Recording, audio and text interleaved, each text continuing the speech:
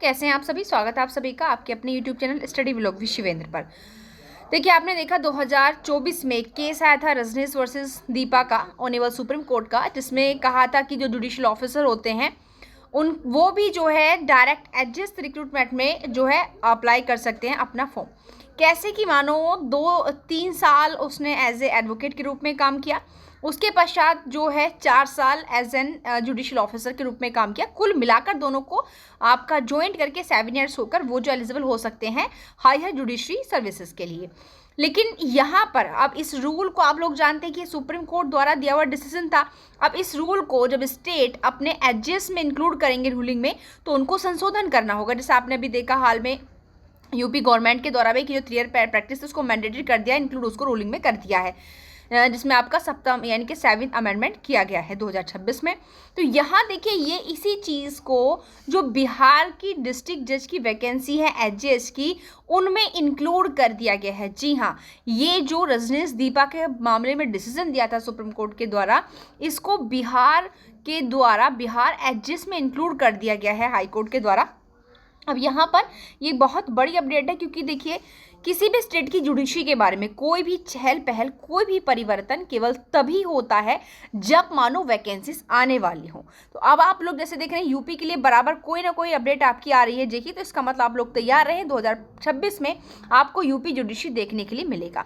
अब यहाँ पर देखिए क्या क्या न्यू चेंजेस किए गए हैं। अगर हम यहाँ पर बात करें तो यहाँ पर देखिए 2 परिवर्तन हुए हैं, एक एलिजिबिलिटी क्राइटेरिया को लेकर, दूसरा एजुकेशन को लेकर, क्वालिफिकेशन को लेकर के 2 हैं। एलिजिबिलिटी क्राइटेरिया क्या है आपका, वही चीज़ है कि एडवोकेट भी और जुडिशियल ऑफिसर भी दोनों इसके लिए क्या है, एलिजिबल हैं, योग्य हैं, ध्यान रखिएगा। अब इसमें क्वालिफिकेशन क्या रहने वाली है उस पर हम आते हैं।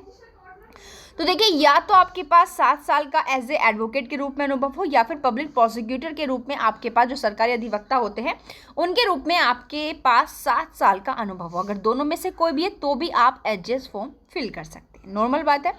उसके बाद दूसरा कि पहले आपने मानो 7 साल तक एडवोकेट के रूप में काम किया, लेकिन उसके पश्चात आपकी मेहनत रंग लाई और आप जुडिशियल ऑफिसर जो है बन चुके हैं, सिविल जज या फिर सीनियर डिवीजन तक आप पहुंच चुके हैं, लेकिन पहले आप 7 साल तक प्रैक्टिस कर चुके थे। तो इसका मतलब यह नहीं कि आपकी पहले वाली 7 साल की प्रैक्टिस कहीं काउंट नहीं होगी, तो भी आप यहाँ पर जो है अपना अगर एडजस्ट के लिए वैकेंसीज दबाएंगी फॉर्म फिल कर सकते हैं। ध्यान रखें, ये दूसरी क्वालिफिकेशन है।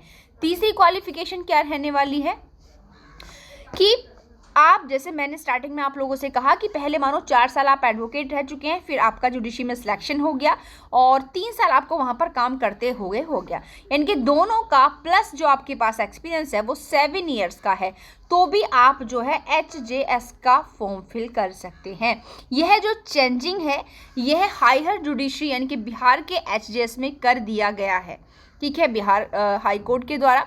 तो यहाँ पर अगर ये परिवर्तन हो चुके हैं सारी चीज़ें, और ये गोल्डन अपॉर्चुनिटी है उनके लिए जो कि काफ़ी टाइम बाद, जैसे कि इन्होंने यहाँ पर कहा 7 ईयर्स पहले एडवोकेट की प्रैक्टिस की, फिर पता चला लास्ट टाइम पे जाके जुडिशरी निकली है, तो पता चला फिर हमारा तो प्रमोशन होगा नहीं, काफ़ी लेट हमारी जो सिलेक्शन हुआ है, तो उनके लिए भी गोल्डन अपॉर्चुनिटी है कि भी आप भी डायरेक्ट रिक्रूटमेंट के अंतर्गत जो है सीधा एचजेएस दे करके हायर जुडिशियल पोस्ट पर जा सकते हैं। तो ये संशोधन इंक्लूड कर दिया गया है बिहार के द्वारा। बाकी आप जानते हैं कि अभी रिसेंटली में जो आपका जो एपीओ वगैरह और जो जुडिशरी है उसके लिए तो उन्होंने निकाल दिया है कि न्यू क्रिमिनल लॉस, पहले आपका जो था बीएनएस नहीं, आईपीसी नहीं आता था, बट बीएनएस को इंक्लूड कर दिया। उसके अलावा यहाँ पर जो एज है आपकी 35 से लेकर 50 ईयर्स है, यानी कि 35 से लेकर 50 तक है।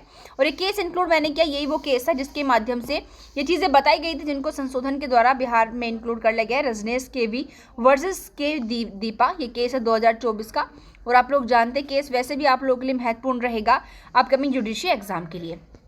तो भी देखिए, आप लोग जो भी एलिजिबल हो चुके हैं या फिर जुडिशरी में हैं, जो भी इंटरेस्टिंग है कि हमें भी बिहार एडजस्ट की वैकेंसीज का इंतजार था, तो आप यह इंतजार मत कीजिए कि जब बिल्कुल नोटिफिकेशन आपकी आंखों के सामने आ जाएगा तभी आप तैयारी करेंगे। नहीं, आप लोग अपनी प्रिपरेशन में लग जाइए, क्योंकि एक अच्छी तैयारी तभी होती है जब आप नोटिफिकेशन से पहले और डेट से पहले अपनी तैयारी शुरू कर देते हैं। तो देरी किस बात की, लग जाइए।